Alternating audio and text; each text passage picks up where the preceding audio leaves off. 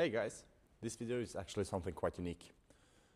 If you just want to see the actual skiing and skip, just go to the time that pops up above. The event were for everyone who likes to ski but has some sort of disability. People arrived from entire Norway to teach, be social and have fun. I believe there were 9 or 10 guys in a sitski, and there were also some people with an amputated hand or an arm or something similar. One of the guys in the sitski, he arrived from Oslo and was an instructor. He was among the people that arranged the entire event. And another guy there, he worked for a company that called Vassfjellet that actually customize and sell a lot of gear. Big thanks to Vassfjellet ski resort, who let us take up so much of their space. They set up shortcuts in the lift lines with more room, and the lifties also made sure that each lift wouldn't be filled with too many people. They also allowed for half the width of a ski run to be set up with slalom gates for this event.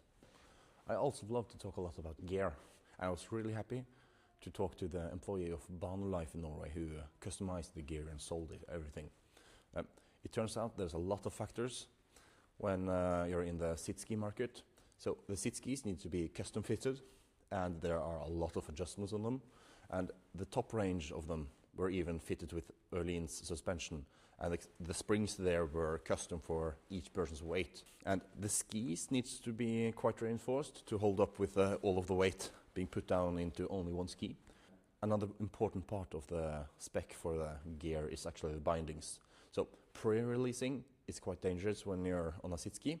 That's when let's say you have the binding just can't hold up to all the weight. So if you're in a little bit more heavy turn or something, you get a little bit more on the edge, and the ski itself or the binding itself actually releases you from the binding just from the force of the turn. That can happen sometimes when you're with all your weight on just one ski. So they actually preferred the Look Pivot 18 bindings set to the absolute max, and some of them even had DIN 24 rated bindings also adjusted to max just to avoid the pre-release. The employee at Vassfjellet, he actually experimented a little bit with skis for himself. So himself he rode a 120 millimeters wide atomic bent settler at the longest length. I believe that would be 190 centimeters or something. And also after talking a little bit to him, we concluded that most sit skiers would have a little bit more fun with 2 skis. So one that's a little bit more narrow all mountain ski, or let's say a wider carving ski. Those 2 would fit the same room for that everyday abuse on piste ski.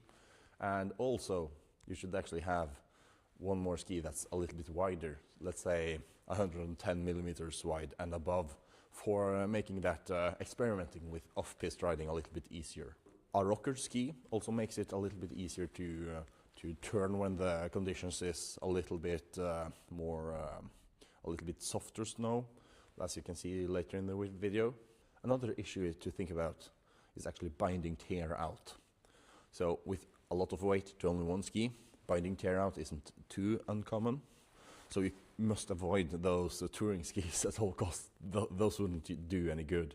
And another good thing is that when you have metal laminates like titanol or something, the binding retention is a lot greater. So the binding is mounted a lot stronger to the ski to avoid that problem. All the film is taken with a GoPro Hero 8 Black back in 2023. And some of the reason that I was a little bit slow to make this movie complete is that weekend with the event I was actually having a lot of fun, and I was really excited for making a video about everything, and I guess that maybe hold me back a little.